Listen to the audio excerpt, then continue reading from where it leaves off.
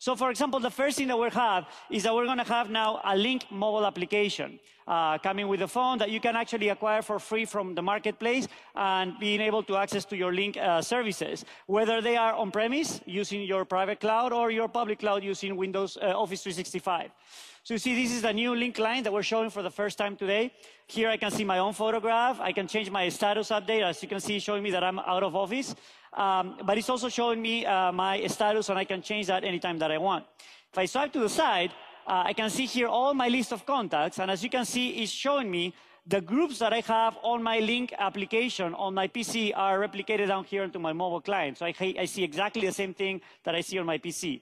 And if I swipe to the side again, now I can see all the different conversations that I have at any time, so I can actually track why I'm having IMs with people.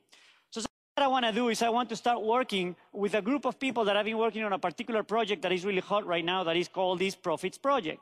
So I've created a group in my Link client on my PC that, again, is shown down in here. And I want to ask Eric right here, where is the latest RFP that the vendor was sending us for that Profits Project? So I'm just going to ask him here, where is the RFP? And as you can see, I can correct that really quickly and then send it over.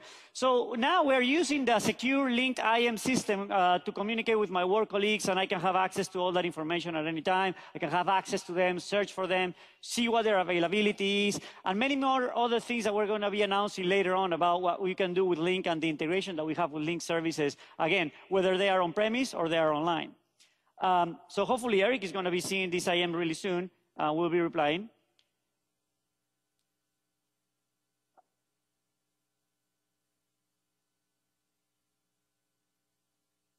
So let's just move on then. Probably he's not paying attention to his computer right now. So what we'll do is we'll just move along. And I'll show you where we have the document for the RFP. So what I know is that basically that RFP is sitting down on my email. So what I can do now is I can actually go back into my start screen, and you'll see here that I have two different icons. One icon that is called my Outlook inbox, and that is my full inbox. But something that we can do now with this new release is that we're going to be able to have access to folders that are in my folder structure in Exchange, whether it's online or on-premise. So if I go to my Profits Project folder, what I'm doing now is instead of going to my inbox, I'm going to one particular folder directly from my start screen. So I can actually have access to those emails that I've been filing in that particular folder. And from here, I can see all the emails that I have. I can swipe and filter and show, for example, only the emails that are unread, as I could have done in my inbox as well. I can swipe again, and I can show flagged emails. I can see urgent emails as well, so it's really easy for me to filter my inbox. And here I go back into my all, and you'll see that I have here emails that are flagged, that I have forwarded, and all those things. And this particular email, this one from Tally Roth, for example, as you can see, there are three little dots in there. That means that this email is not an email, it's a conversation. So we've done conversation view here. You see how can I expand that or collapse it. So it's really easy for me to actually track down a conversation the same way that I do it on my PC. So we're enabling in this new release conversation view here, and I can apply things to any particular email within inside a conversation or to the whole thread if I want in a very easy way. So that's super easy for me to do. And that way, also what is important is that the emails that are being pulled down into the conversation view are not just from this particular folder. If I have been filing emails for the same conversation in other folders, they're going to be pulled into here, because this is not just grouping by subject. It is really using the conversation ID that we have in Exchange. So this is conversation view done right. Now, if I move ahead a little bit, you'll see that, for example, I have here this email from Katie, which is the email with the RFP information. I can click on it.